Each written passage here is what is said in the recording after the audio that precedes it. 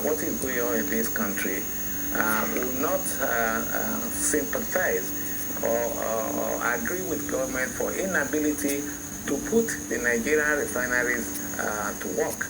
And it's like I was saying, when this Dangote refinery was being commissioned, I said we should commend this worthy son of Nigeria for working so hard to ensure that this refinery, 650,000 barrels per day, will be going on stream.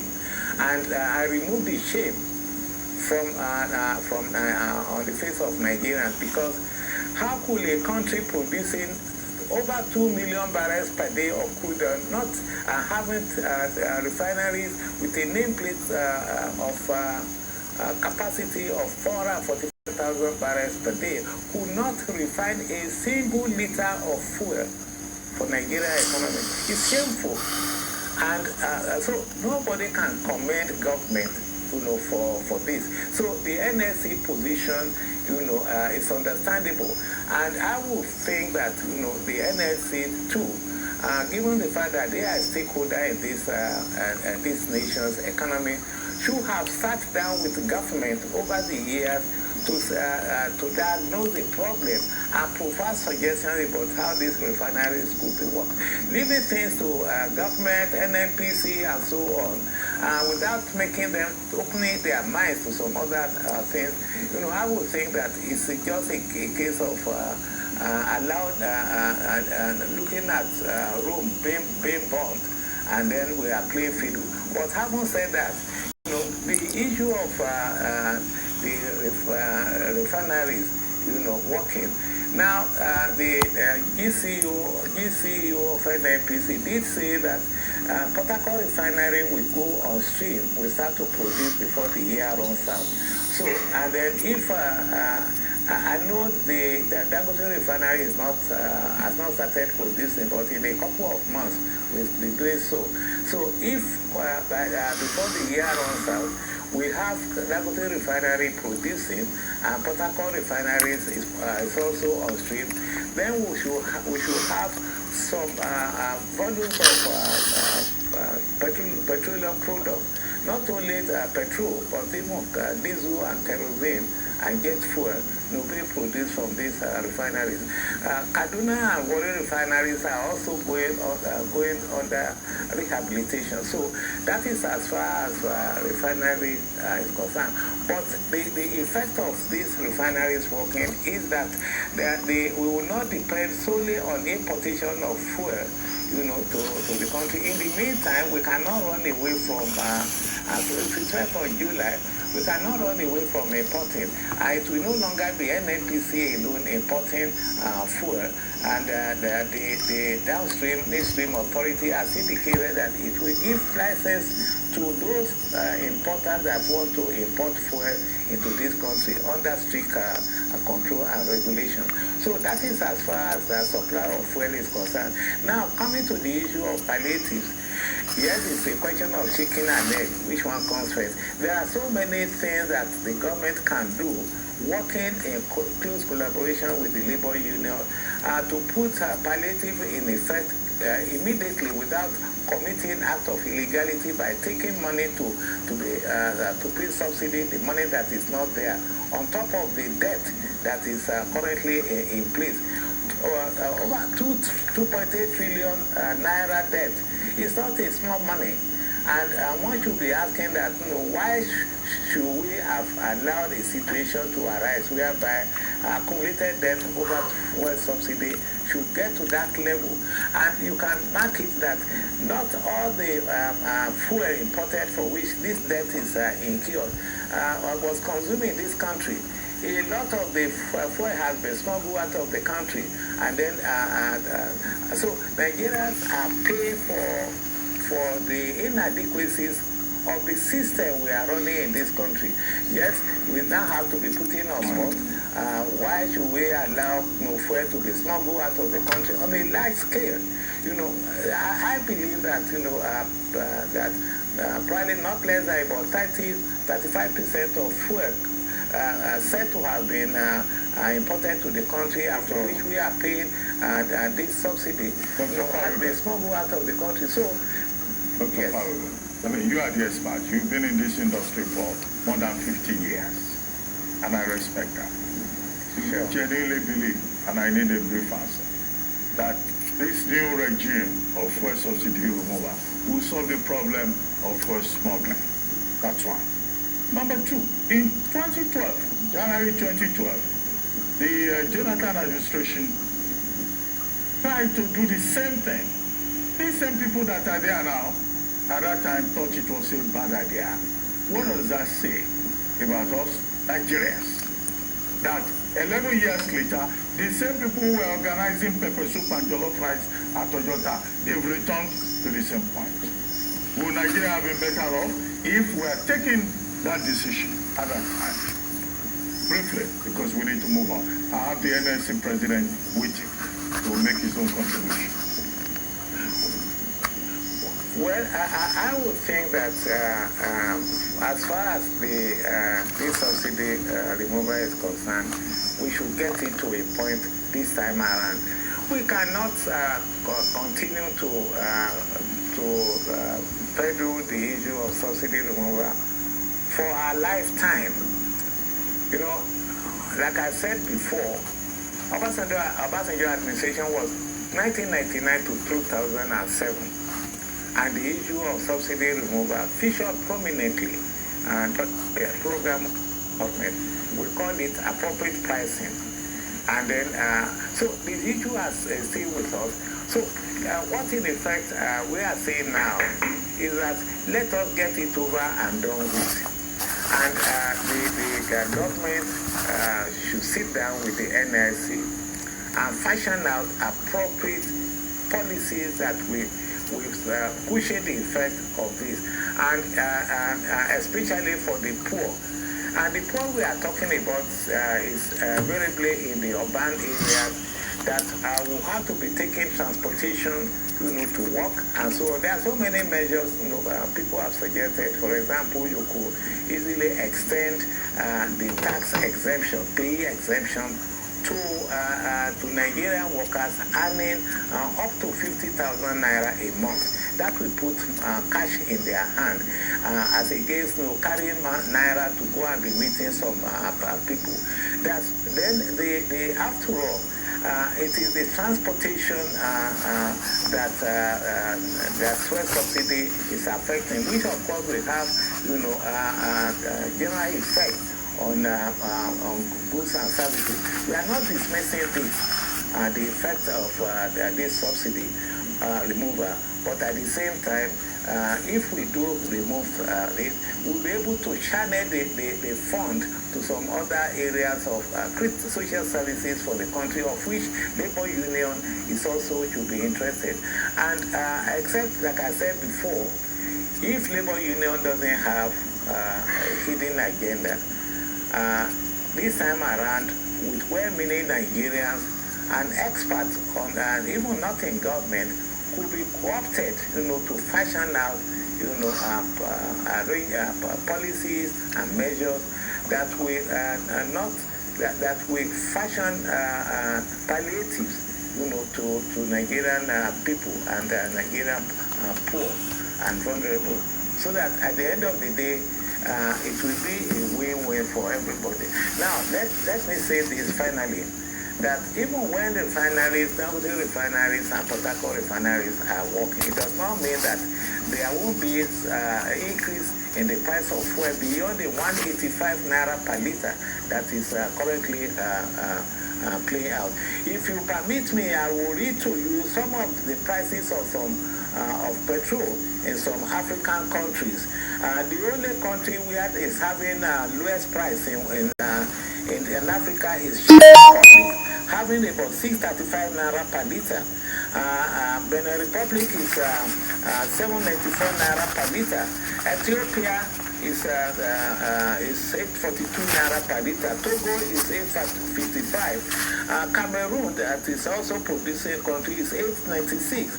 Madagascar is 1,000.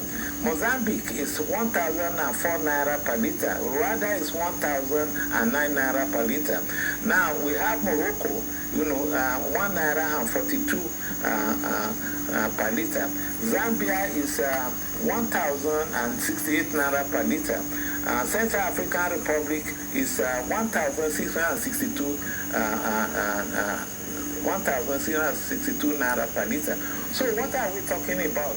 And then in Lagos, the price of fuel is fixed at about 486. Now, if the price is about over 500 in Abuja, it gives room for the cost of transportation, because this is the way it is. It was, before October 1, 1973, when we were operating free market prices of fuel. I have the statistics of prices those days because I used it for a research in 1969-70.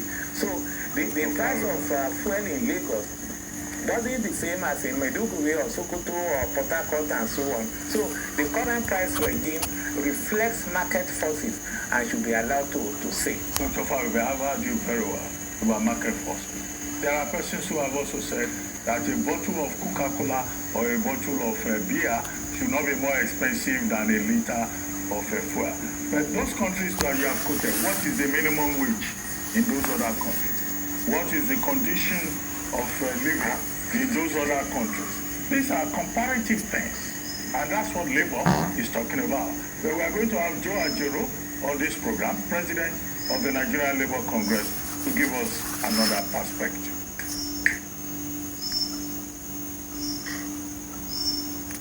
With the labour movement already angling for a fight over the sudden but yet long expected removal of subsidy on petroleum importation, what could be the likely impact of this development on the already frosty relations between government and labour? Joe Ajero is president of Nigeria Labour Congress, the umbrella body of Nigerian workers. He joins us now to rub minds on the plight of his members, most of whom are already feeling the heat from President Tinubu's subsidy removal pronouncement. Good to have you on the program, NLC President Joe Ajero.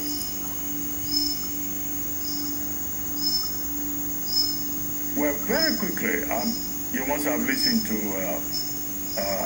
Dr. Fawibe, who is an expert, oil and gas expert, more than 50 years experience, a major player in the industry. And he has provided us with a justification for subsidy removal. The government has also done. But NLC, which you lead, Nigeria Labour Congress, is saying it will shut down Nigeria on Wednesday. Our government is saying, come to the negotiating table, let us talk. You had a meeting, it yielded nothing. You are supposed to meet again today. What is going on? What is your minimum demand? And are you making any progress in terms of dialogue with government? Thank you very much. I don't think we are making any progress so far, because we are still at the same point. We have not gone beyond the point. And that's where we are. The issue of alternative and subsidy are things we have discussed over the years, and our position were made clear. So, for government, it appears not to be interested in our position, and maybe they want to roll it over us. That's where we are. Okay, but I understand that you were supposed to meet again today. What's the situation with that? And what are the issues? What are your proposals? Well, of what use is today's meeting? We by Tuesday night, I held a meeting with the TUC president, with Mr. President and his team. Here and then, NNPC said they were going to bring out figures and prices. And on the spot, I told them, if you do that, we will fight back. There's no basis for you to, to take that decision before discussion. And they went ahead and did that. We decided to boycott the meeting, but people still prevailed. We attended the meeting and asked them to return to status quo to enable us to discuss freely. And up to now, they have not done that. So what are we going there to do? Well, but if you look at it, the Tinubu administration is saying that this new administration is presented with a federal complaint. There is no provision in the budget 2023 beyond May 29 for subsidy. There is a backlog, as NNPCL has pointed out, of about 2.3 trillion. Economists have said Nigeria is broke. We can't afford it. So the Tinubu administration will seem to have no other option to say, we can't pay, we won't pay that you fall. Once wrote a book with that title. So if there's no money, why is Lagos? Yeah, what happens is that every government comes into office and they will learn even how to change a napkin, and then from there they move from step to step. Now I don't agree that there is no appropriation, beyond May. My understanding is that there is an appropriation up to the end of June, and thereabout other things will follow.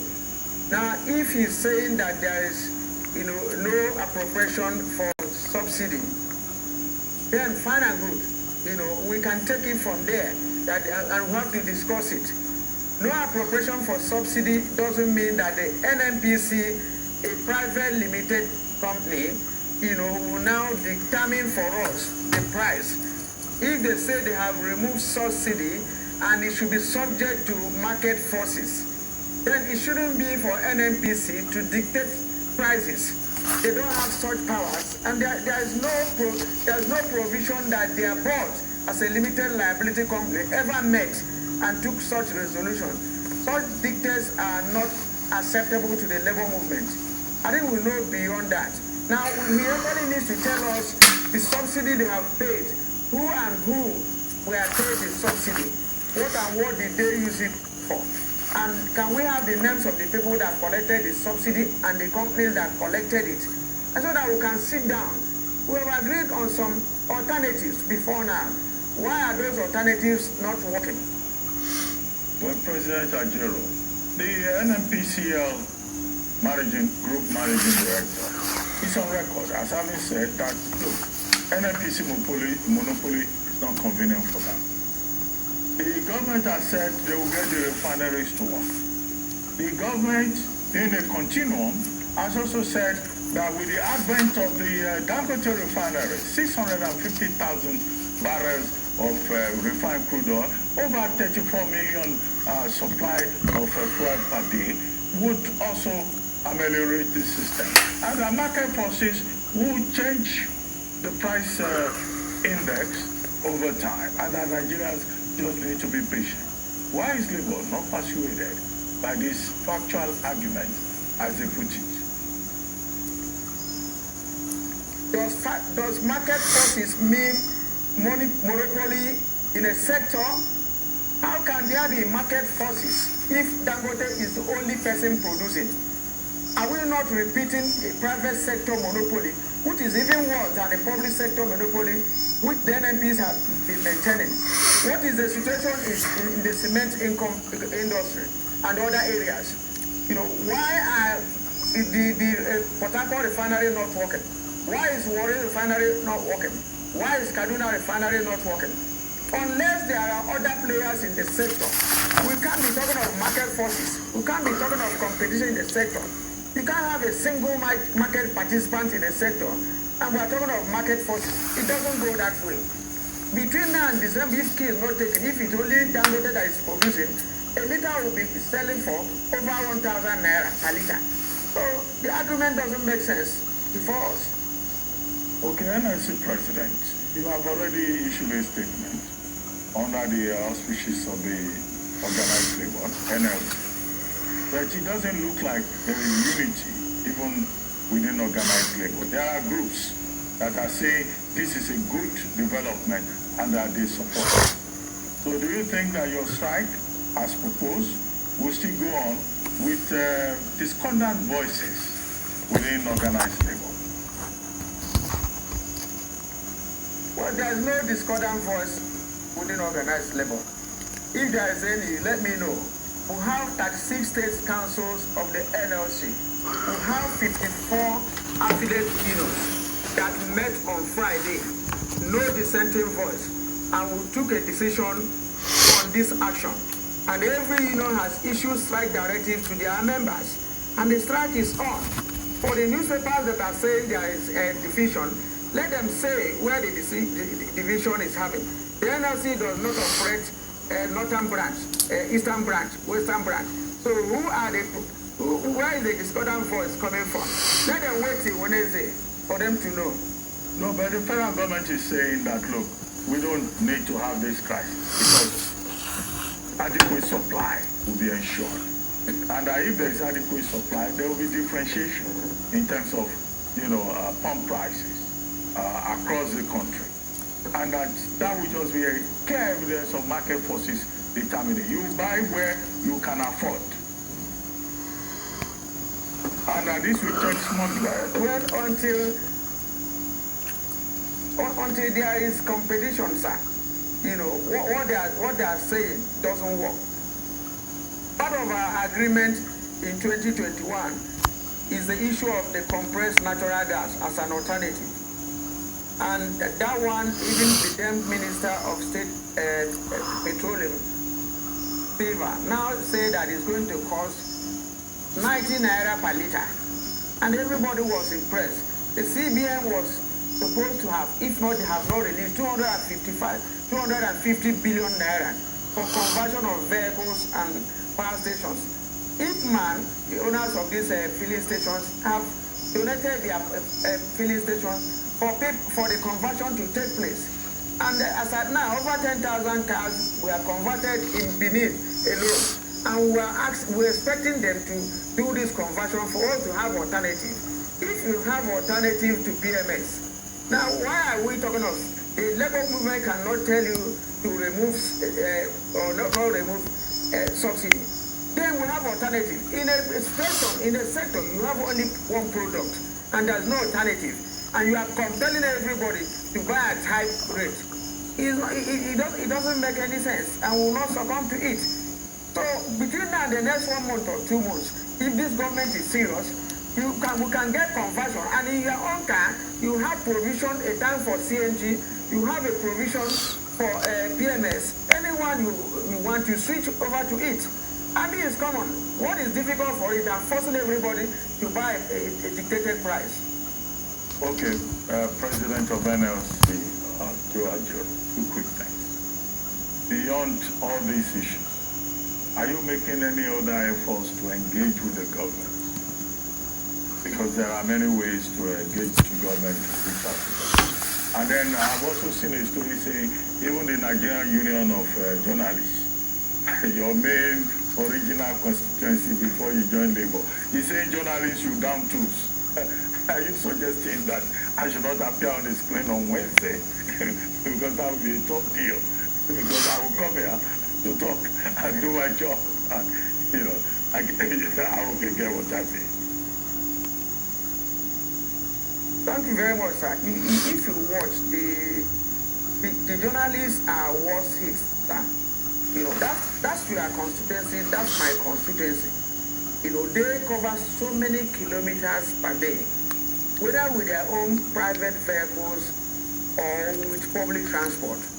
You can hardly fill a tank now with about 40,000, 30,000. And this is biting on everybody. And like I said earlier, there can be abortion before pregnancy. If we are talking of cushioning effect, talking with government, how do we solve this problem? It can be after announcing price. And that was why in the discussion with NNPC, we say, let us stop first. And they say, no, we have to do this. And when they do it, they are telling us that the palliative they are providing, that they are going to provide 5,000 for 50 million Nigerians. And it's a one-off thing. So why are you going to give a Nigerian 5,000, that he will spend one night over in his I pass my neighbor? And the Bureau of Statistics have stated that over 133 million Nigerians are multi-dimensionally poor. And then you are talking about 50 million Nigerians.